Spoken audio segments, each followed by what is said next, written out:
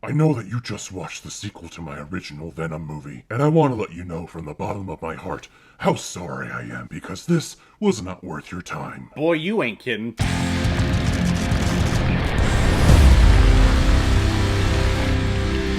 Venom, Let There Be Carnage, released in 2021, and is directed by Andy Serkis, who has also directed the films Breathe and Mowgli, Legend of the Jungle. And if this movie is an indication of how he directs, I never want to see those movies. And this movie is starring Tom Hardy, Michelle Williams, Naomi Harris, and Woody Harrelson, who is playing Cletus Cassidy, and Cletus is the best name ever to be invented.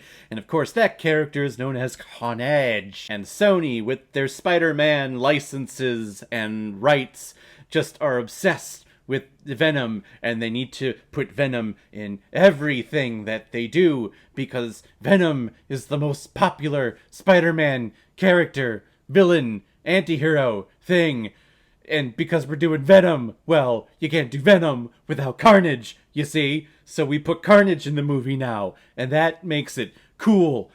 Oh god. And we are starting our Spider-Man movie series leading up to the release of Spider-Man No Way Home, and also leading up to the official ranking video of me ranking all of the Spider-Man movies going back to the 70s, going over to Japan, and of course in mainstream media. And we're kicking it off here with Venom Let There Be Carnage, and I don't know if you could tell, but god, I hated this frickin' thing. Cletus Cassidy is on death row for killing a lot of people, and he wants someone to write about his story, so he invites star internet blogger reporter Eddie Brock to take down some notes, and while there, the symbiote that is attached to Eddie Brock, known as Venom, looks at the drawing on the cell walls of Cletus and figures out where all of the bodies are laid. So because of this, Cletus gets angry and bites the hand of Eddie Brock and draws some blood, and on his way to be killed, the blood in his mouth that he got from Eddie has a little bit of venom in it, and so that infects him, and he becomes Carnage, and Carnage helps him break out,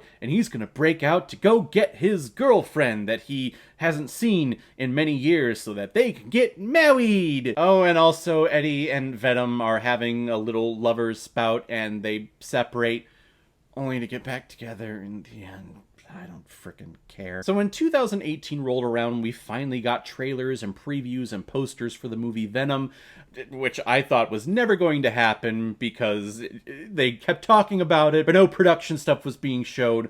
Actually, going into the theater, I was shocked I was going to watch it, and actually I had a pretty fun time, even though it's a pretty, weird, stupid movie. It was still really fun to see Tom Hardy develop this character and develop the voice of Venom, and to see this pairing and this marriage between these characters I thought was pretty intriguing, and I wanted to see more. Shame on me for wanting that, because then we get this movie, and like I was talking about before, because we're doing a sequel to Venom, well, we gotta have Carnage, because Carnage is kind of like Venom, only red. And this whole movie, this whole story feels like one big, giant shoehorn of something to get this to another movie. Leading up to the release of this film, it was announced this movie was going to be an hour and a half long. People were saying it's like the shortest superhero movie since movies that came out in the 90s, which that is never a clear indication of anything. I have seen plenty of movies that have been an hour and a half that have been really, really well directed and have provided elaborate characters and an elaborate plot that I care about. And really everything plays out in the end and everything makes sense and things don't feel rushed. I've seen plenty of movies like that. So the end product that we see here, there had to have been studio interference or something, because this movie felt like it should have been 2 hours. Like there is 30 minutes of this movie missing, because the editing, the cutting, the pacing, everything feels like, hey, here's half of the scene, and let's just cut it in half, and now let's attach that to this other scene, and blah, blah, blah. No transition at all, just go blah, blah, blah, blah, blah. And we end up not getting anything. They kind of trick you with a little backstory moment when this movie opens up. We see Cletus in jail and falling in love with this other lady who has the power of sound manipulation and goes by the name of Chic.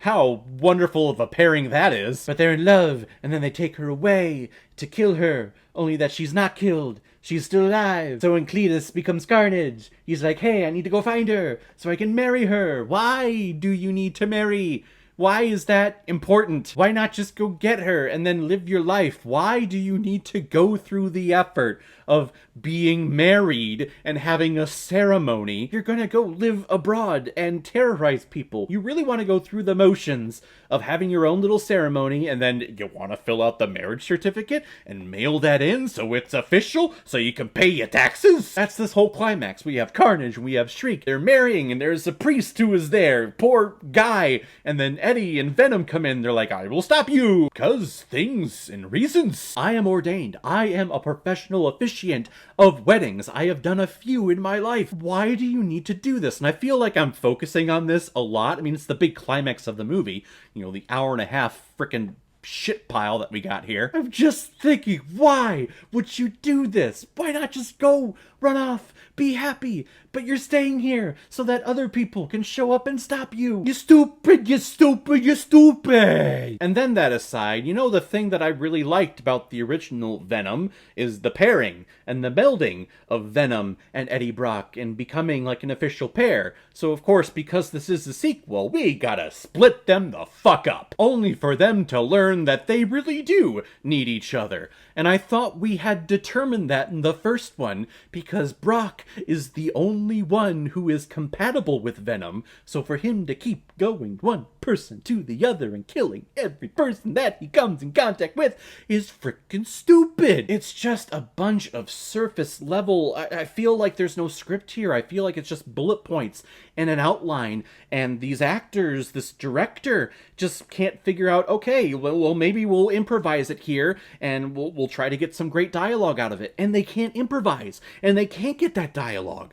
Maybe that's why everything is so snip, snip, and cut up here. Everything about this movie does not work. I am 99.9% sure that the only reason why this movie exists is because of that post-credit scene. And for those of you who don't live on the internet or haven't been on YouTube, I'm not going to spoil what that is. I mean, it's a pretty cool little thing that's happening, but that is all what the whole hour and a half that we watched in this movie was to lead up to that post-credit scene. Why not just release the post-credit thing so that we can... I almost spoiled it there. So that we can, you know, do a couple of things in the next coming weeks, you know. Venom Let There Be Carnage is one of the worst comic book movies I've ever seen, and I've seen almost all of them. Like, we're talking, like, early 90s Captain America, Fantastic Four stuff. Those are better than this. And it's one of the worst movies that I've seen this year. It's just so freaking disappointing. You had something weird and quirky and strange, but it was working kind of a little bit in the 2018 film, and you just shat it all away with this movie. I could care less about a third Venom movie, and I could care less about the... I almost spoiled it again. I'm gonna give Venom Let There Be Carnage half a Blu-ray. No! No! Fuck this movie. Fuck it right in the ear. So everyone, we're going to be continuing our little stroll down Spider-Man memory lane with me starting the series that was supposed to reboot this entire thing called Spider-Man and lead us to films like Sinister Six and Amazing Spider-Man 3 that never happened. We're going to talk about The Amazing Spider-Man, a movie that I haven't seen in many, many years, actually. And I don't know why, probably because we got the MCU Spider-Man, so the Amazing Spider-Man films are just totally forgotten. But we'll finally revisit them next time. If any of you have recommendations of films that you want me to review on here, you can make a PayPal donation on the main page of my YouTube channel. Any size donation will do. Just attach your movie recommendation with your donation, and if I have access to it, I will watch it, review it, give you a shout out on the channel, and get my review of it published as quickly as I possibly can. So guys, if you've seen Venom Let There Be Carnage, what did you think about it? Am I way off base? Am I just overly critical about this movie? Whatever you thought, comment below, let me know what you thought about it. And as always, if you like what you see here, if you like my take on movies, then hit the subscribe button and make sure you hit that bell so the next time I release my next movie review. So guys, I will see you next time with my review of The Amazing Spider-Man. So in the meantime, be well, be good to each other, and go watch a movie. Take care, guys.